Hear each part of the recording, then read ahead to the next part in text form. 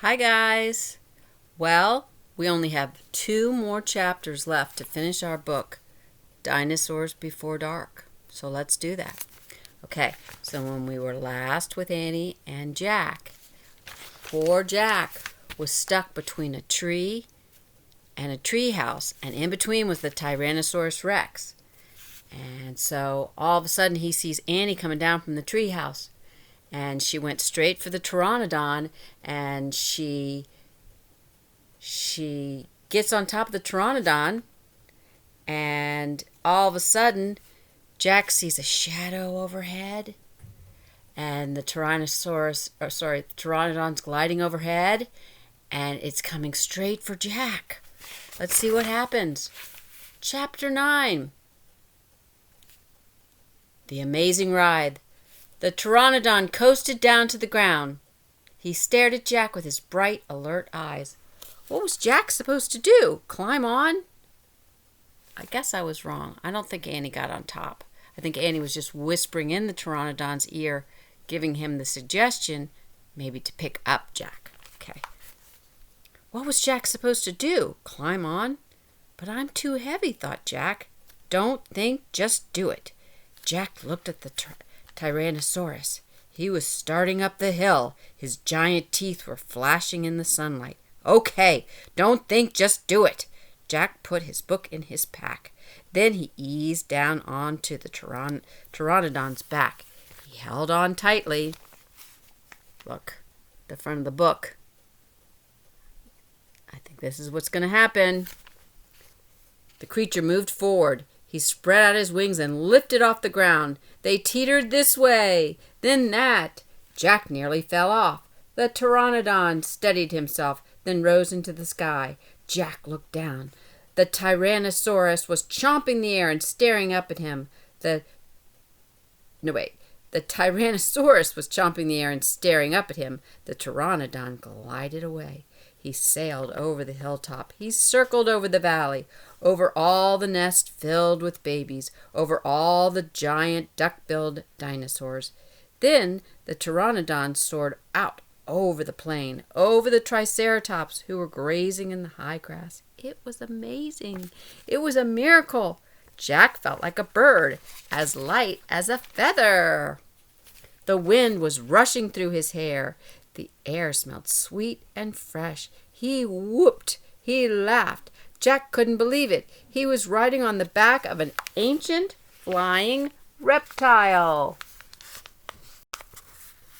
You guys see that? So there's the Tyrannosaurus Rex that he's running away from. And there's Jack up there riding on the back of the pteranodon. So he escaped.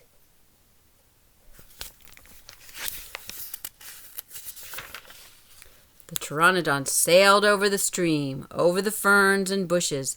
Then he carried Jack down to the base of the oak tree. When they came to a stop, Jack slid off the creature's back and landed on the ground.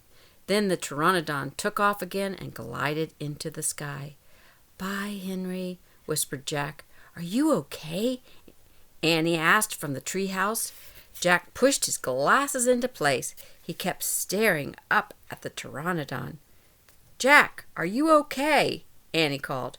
Jack looked up at Annie. He smiled. "Thanks for saving my life," he said. "That was really fun." "Climb up," said Annie. Jack tried to stand. His legs were wobbly. He felt a bit dizzy. "Hurry!" shouted Annie. "He's coming!" Jack looked around. The Tyrannosaurus was heading straight toward him. Jack bolted to the ladder. He grabbed the sides and started up. "Hurry, hurry!" screamed Annie. Jack scrambled into the treehouse. "He's coming toward the tree!" Annie cried. Suddenly something slammed against the oak tree. The treehouse shook like a leaf. Jack and Annie tumbled into the books. "Make a wish!" cried Annie. "We need the book, the one with the picture of Frog Creek," said Jack. "Where is it?" He pushed some books aside. He had to find that book about Pennsylvania. There it was. He grabbed it and tore through it, looking for the photograph of the Frog Creek woods. He found it. Jack pointed to the picture. "I wish we could go home," he shouted. The wind began to moan, softly at first. "Hurry!" Jack yelled. The wind picked up. It was whistling now. The treehouse started to spin. It spun faster and faster. Jack closed his eyes. He held on tightly to Annie. Then everything was still. Absolutely still. Okay, chapter 10. This is the last chapter of the book. Home before dark. A bird began to sing. Jack opened his eyes. He was still pointing at the picture of the Frog Creek woods in the book. He peeked out the treehouse window. Outside, he saw the exact same view. "We're home," whispered Annie. The woods were lit with a golden late afternoon light. The sun was about to set. No time had passed since they'd left. "Jack! Annie!" a voice called from the distance. "That's Mom," said Annie, pointing. So if they're up in the treehouse,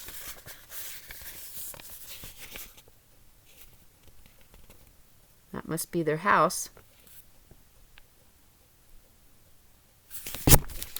Jack saw their mother far away. She was standing in front of their house. She looked very tiny. "Annie! Jack!" she called. Annie stuck her head out the window and shouted, "Coming!" Jack still felt dazed. He just stared at Annie. "What happened to us?" he said. "We took a trip in a magic treehouse," said Annie simply. "But it's the same time as when we left," said Jack. Annie shrugged. "How did it take us so far away?" said Jack. "And so long ago."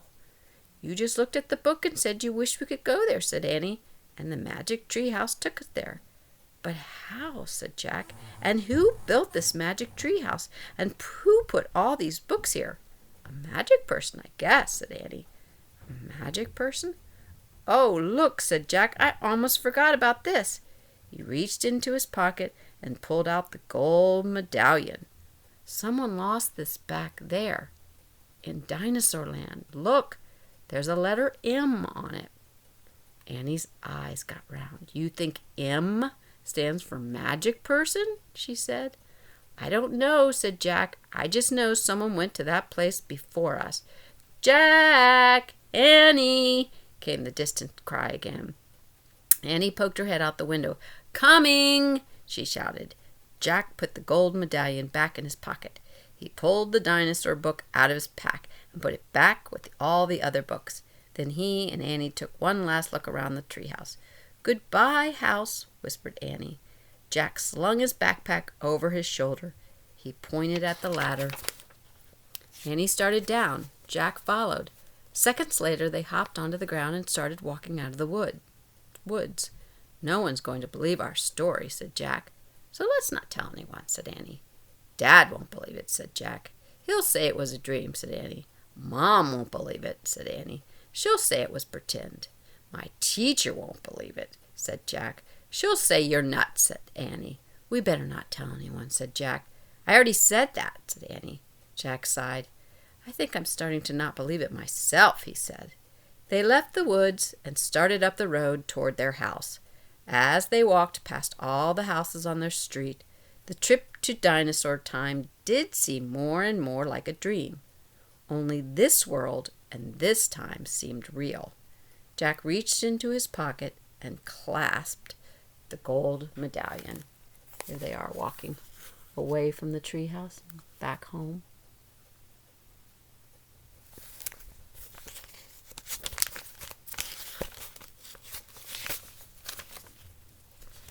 He felt the engraving of the letter M. It made Jack's fingers tingle. Jack laughed. Suddenly he felt very happy. He couldn't explain what had happened today, but he knew for sure that their trip in the magic treehouse had been real. Absolutely real. "Tomorrow," Jack said softly, "we'll go back to the woods." "Of course," said Annie. "And we'll climb up to the treehouse," said Jack. "Of course," said Annie. "And we'll see what happens next," said Jack. "Of course," said Annie. "Race you!" And they took off together, running for home. The end. I hope you guys liked that. It was a fun book. Okay, till next time. Love you.